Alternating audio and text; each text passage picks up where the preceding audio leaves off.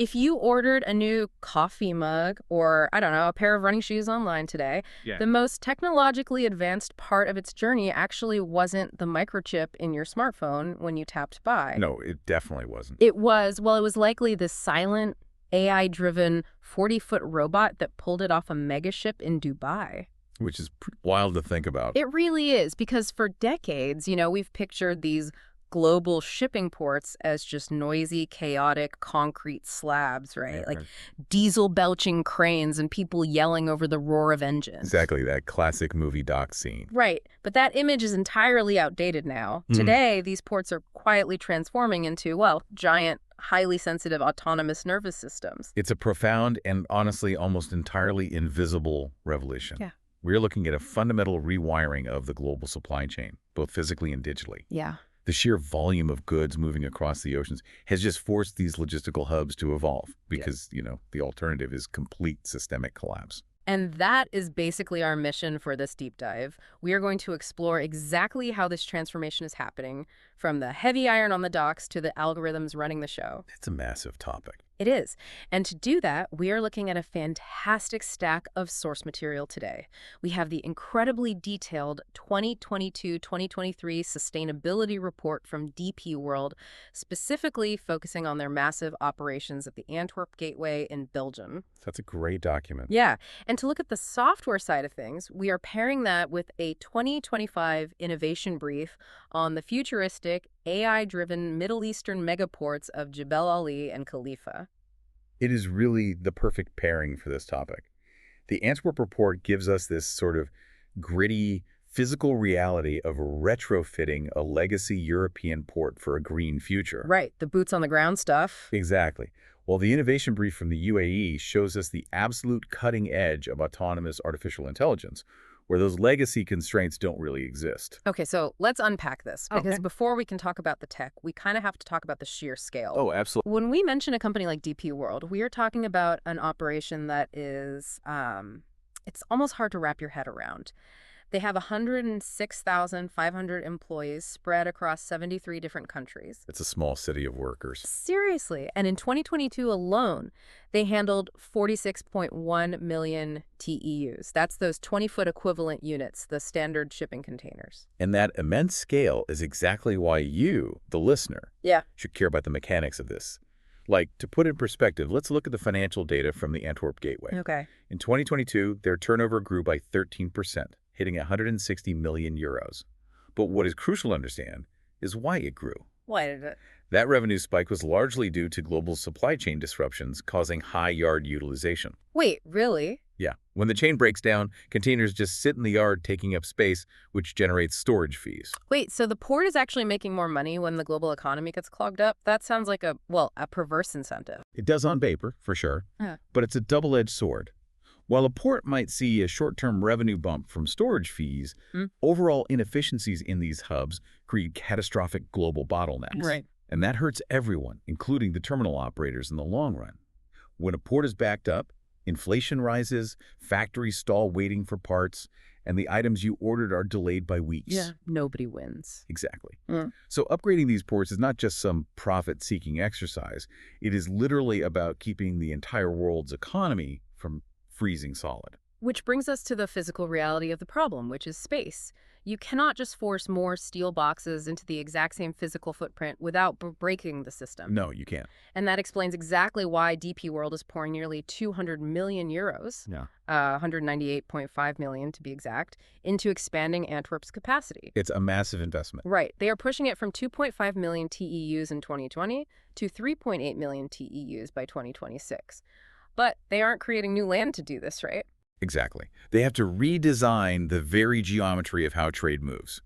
They are doing this through what's known as the automation squeeze. The automation squeeze, I love that term. It's very descriptive. For years, the workhorse of the port has been the straddle carrier. Those are the huge stilt-laid trucks that drive over a container, pick it up, and move it. Right. But DP World is transitioning to ASCs, or automated stacking cranes. Currently, Antwerp is the only port in the entire region making this specific innovation leap. Let's talk about the mechanics of that, because the ASCs are fascinating. I like to think of a container yard like a massive game of Tetris with 40-foot steel boxes. That's a great way to visualize it. Thanks. For years, human drivers and straddle carriers have been playing this game. But a human driver needs a fairly wide physical clearance to safely maneuver, pick up a box, and back out. Yeah, you need room for error. Exactly. Hmm. All that required clearance creates dead space. An automated crane operating on a fixed rail system just doesn't need that wide margin. That's the crucial difference. Because the ASC operates with mathematical precision, it can stack containers significantly higher and much, much closer together. Wow. They are literally squeezing out the empty air between the boxes. Currently, ASCs are handling about half the operations in their Antwerp yard, and they're building more modules every single year. But even with ASCs, you still have the fundamental flaw of Tetris, right? If the box you need is at the bottom of the stack, you have to dig through the top boxes to get to it. Yes, the classic reshuffling problem. Right. You have to move 3 boxes just to get one, which wastes massive amounts of time and energy. Which is why the innovation brief from the Middle East is so compelling. They're pushing this geometry problem even further with a proof of concept called Box Bay. The vending machine of shipping. I was just blown away by this concept when I read it. It's incredible. They tested a pilot plant in Jebel Ali, Dubai, moving like 190,000 containers just to prove the mechanics work. And now it's actually implemented in South Korea. What's fascinating here is the structural shift. Box Bay literally stores containers in an automated high-rise rack system.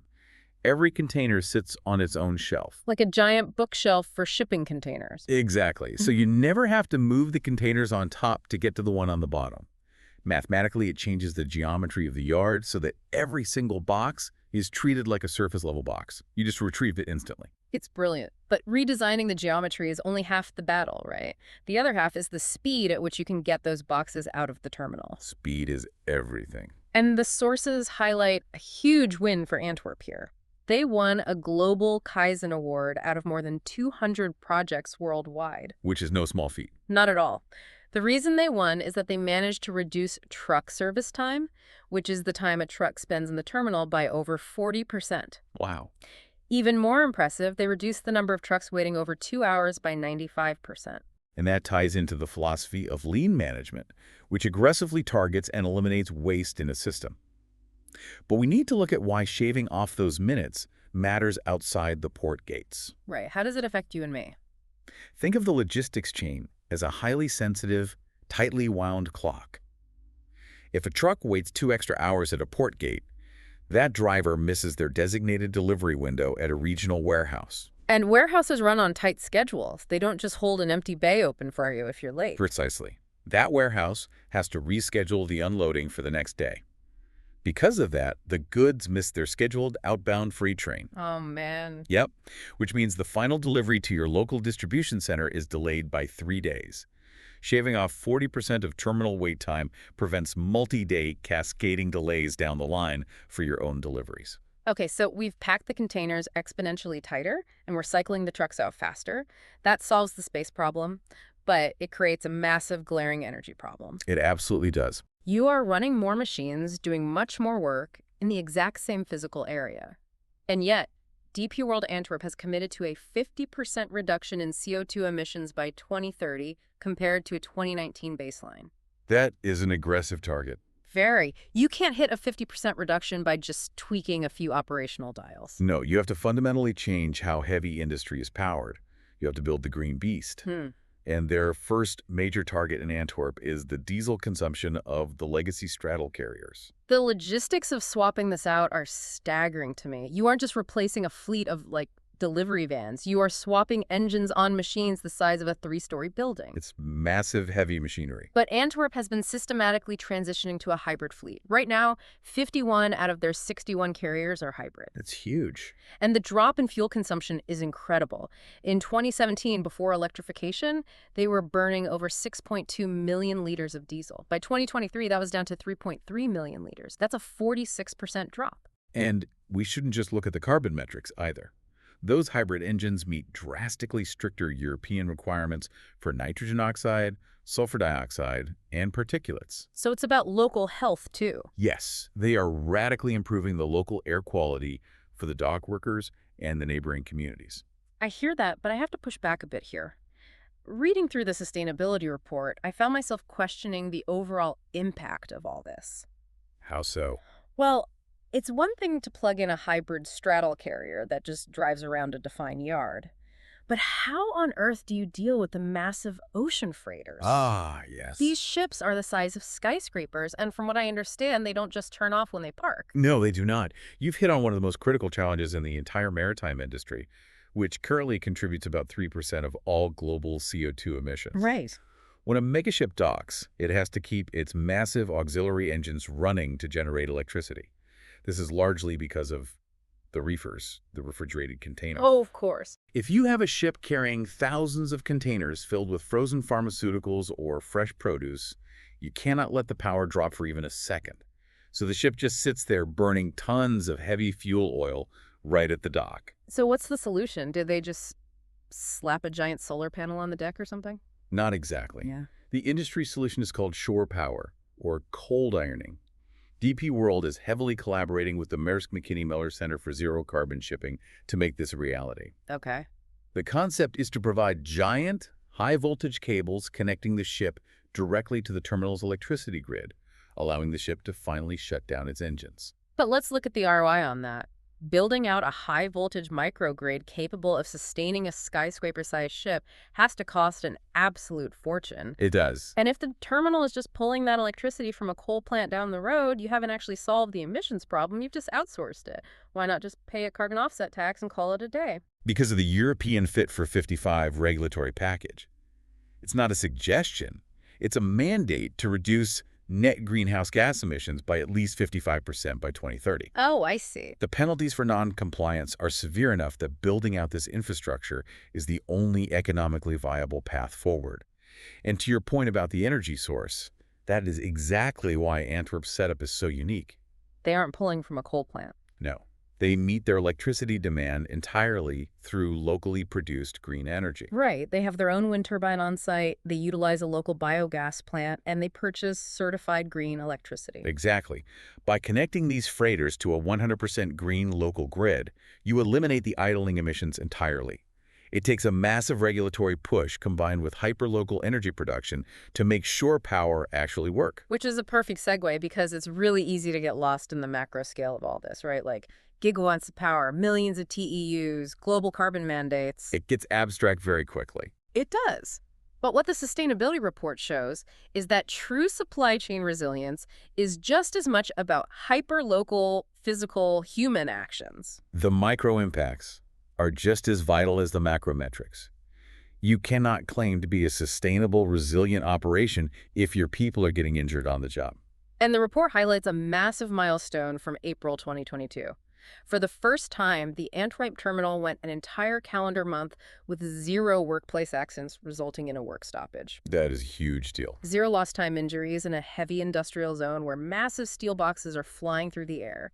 And the company celebrated by bringing in a food truck and giving everyone a soft-shell jacket. While a jacket might sound like a small token, it represents a massive cultural and engineering shift in how they view risk. Look at the specific innovation that won them a safety award. The straddle carrier complex. Right. Previously, workers had to put on harnesses, clip in, and climb slippery ladders up these massive machines in the rain to refuel them, clean the cabins, and inflate the tires. And working at height is notoriously one of the most dangerous things you can do in an industrial setting. So instead of just running more safety seminars and telling people to be careful, they engineered the hazard out of existence. They designed and built a specialized, elevated gantry structure. Wow. Now, workers simply walk onto a platform that perfectly aligns with the cabin. They fundamentally remove the risk of falling. Here's where it gets really interesting, though. The report highlights this jarring contrast between the roaring steel industrial machinery and the incredibly fragile local ecosystem right next door. Yes, the bird sanctuary. Literally in the shadow of these massive automated cranes is the Decaifian Bird Sanctuary. In 2023, the management team and volunteers planted more than 500 young reed plants and 250 hawthorn and blackthorn trees to create a buffer zone. They are actively building a breeding habitat for endangered birds like the bluethroat and the marsh harrier, mere meters away from a global trade hub. And it doesn't stop there. They partner with the Keemkraak Sheltered Workshop, bringing a team to the terminal every 3 weeks to collect about 25 kilograms of literal cigarette butts, plastic bottles, and packaging from the tarmac. That detail illustrates a profound point about modern logistics. Yeah. A terminal operator is now held responsible for the macro-combating global climate change through multi-million euro hybrid fleet investments and shore power grids. Right. But they are equally responsible for the micro. They have to prevent a single plastic wrapper from blowing off the tarmac and into the Scheldt River. True sustainability demands perfection at both extremes of the scale. Okay, let's connect the dots here. We've maximized the physical space in the yard. We've optimized the green energy grid. We've engineered the risk out of the human element. Yep. The only bottleneck left in this entire system is the speed of human decision-making. Which brings us to the Middle Eastern ports. If Antwerp represents the physical optimization of a port, Jebel Ali in Dubai and Khalifa in Abu Dhabi represent what happens when you take that hardware and give it a fully autonomous AI brain. We are seeing the transition from automation to true autonomy. Automation is a machine executing the same repetitive task safely. Autonomy is a machine making complex decisions in real time. And the tech stack they are deploying to do this is just jaw-dropping. We are talking about Jebel Ali handling 19 million TEUs annually and Khalifa handling nearly 8 million. That's an unbelievable volume. They are managing this volume with drone surveillance, AI-controlled ship-to-shore cranes, and autonomous driverless trucks moving the containers around the terminal. And it is all tied together using Huawei's 5G and Edge AI. The implementation of Edge AI is critical here. When you have a fully autonomous truck carrying 40 tons of steel barreling down a terminal, it cannot wait 200 milliseconds for a server in another country to process data and tell it to brake. No, that would be a disaster. The processing has to happen on the machine itself on the edge of the network. The 5G network just allows these autonomous machines to instantly share their real-time decisions with each other, preventing collisions and optimizing routes. And to make sure the physical movement matches the paperwork, all the trade documentation is secured via blockchain, which, frankly, sounds like a buzzword, but how does that actually solve a logistical problem? It solves the bottleneck of trust. A single container moving from Shanghai to Antwerp might require 200 different communications involving customs, freight forwarders, and terminal operators. Oh, wow. Historically, a physical container might sit in a yard for days waiting for a piece of paper to clear customs. Blockchain creates an immutable, instantly verified digital ledger. Every party instantly sees the verified documentation, so the container never has to stop moving to wait for a rubber stamp. It's incredible. But the true crown jewel of this AI ecosystem, and I was really hoping we would get to this, is the concept of the digital twin. It's basically like playing a massively complex game of SimCity, but with a real-life, multi-billion-dollar port. It is an exact real-time virtual replica of the physical port. This is where AI moves from operations into perfect prediction. Before a physical container is ever lifted by a crane, the AI has already simulated the movement in the digital twin. It calculates the optimal path. It predicts the exact mechanical wear and tear that specific movement will cause on the crane's motors, and it schedules predictive maintenance so the machine never breaks down unexpectedly. Wait, it goes deeper than that. The sources mention it even optimizes the yard lighting. Yes. The digital twin calculates the exact energy usage required for the yard lighting based on exactly where the autonomous trucks will be operating in the next hour and dims the lights everywhere else. That is wild. If we connect this to the bigger picture, AI isn't just replacing human labor here. It is orchestrating a level of logistical ballet that human brains simply cannot calculate. No, it's impossible. It takes thousands of variables like weather patterns, vessel speed, energy prices, truck arrival times, grid load, and optimizes them instantly.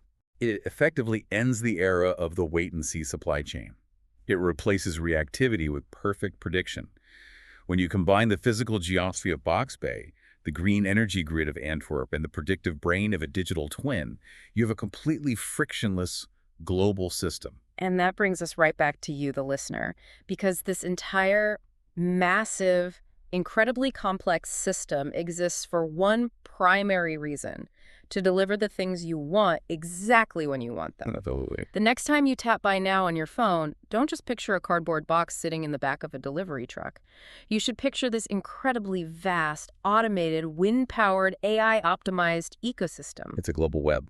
Drones flying over Dubai, hybrid straddle carriers quietly moving in Antwerp, and digital twins running millions of calculations, all working silently across the globe to move that specific item to your door. It truly is a marvel of human engineering, and it works so perfectly that we usually do not even notice it exists until a ship gets stuck. So, what does this all mean? We leave you with this final thought.